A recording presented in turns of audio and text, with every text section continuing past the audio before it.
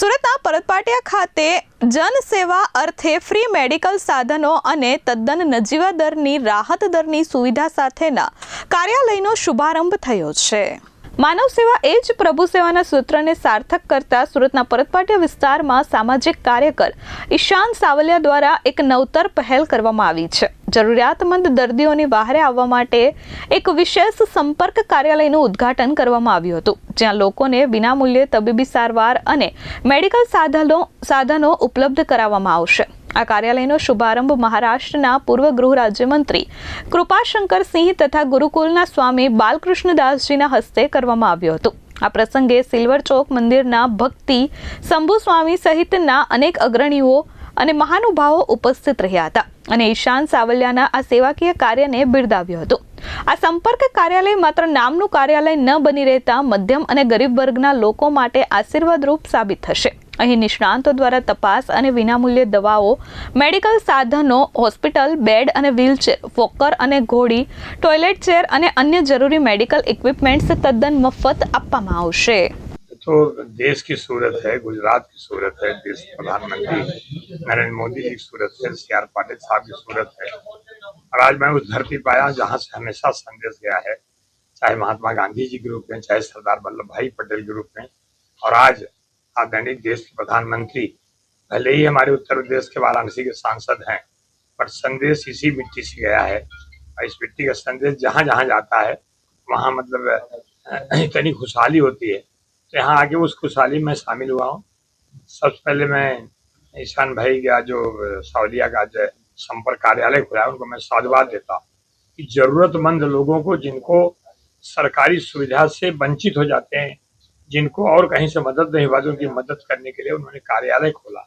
और खास करके उनके लिए जिनके कभी कुछ शरीर के अंग कुछ नहीं हैं या विकलांग हैं, तो उनकी मदद करने के लिए आगे आते हैं। मैं उनके परिवार की टीम को बहुत साधुवाद देना चाहूँगा। और आज एक हमारा जो कलाकार इतना बढ़िया बगैर कलर के, तो नरेंद्र मोदी बगैर कलर के ही कलरफुल है।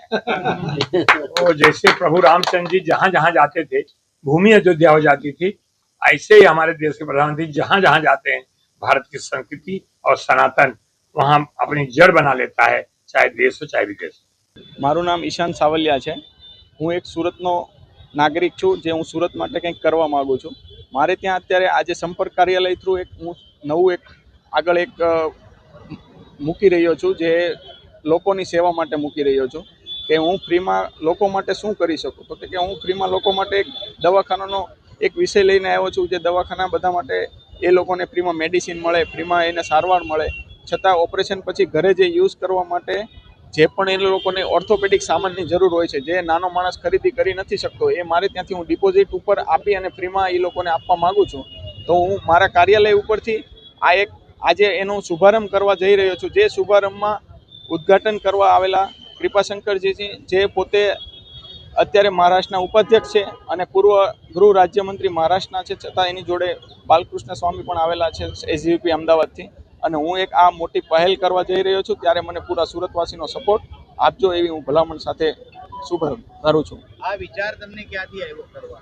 આ વિચાર મેં ઘણા ગરીબો માણસ જોયા છે કે જે લોકોને મેડિસિન અને દવાખાનાની જરૂર હોય છે, ત્યારે એ લોકો પાસે ખીચામાં એક રૂપિયો હોતો નથી, અને જ્યારે તાવ આવતો હોય ત્યારે એ લોકોને તાવ સારો કરવા માટે એક દવા લેવા માટે એની પાસે પૈસા હોતા નથી। એવા મેં ઘણા એવા ગરીબ લોકો જોયા છે કે મેં એ લોકોને જોયા પછી એવું નક્કી કર્યું કે નહીં, આપણે કોઈક માટે કંઈક કરવું જોઈએ કે જે આપણી આવડત છે, જે આપણા રિલેશન છે, જે આપણું ફ્રેન્ડ સર્કલ છે, એનો યુઝ કરી અને આપણે એ સારવાર આપી શકીએ। તમારી સાથે કેટલા લોકો જોડાયા છે?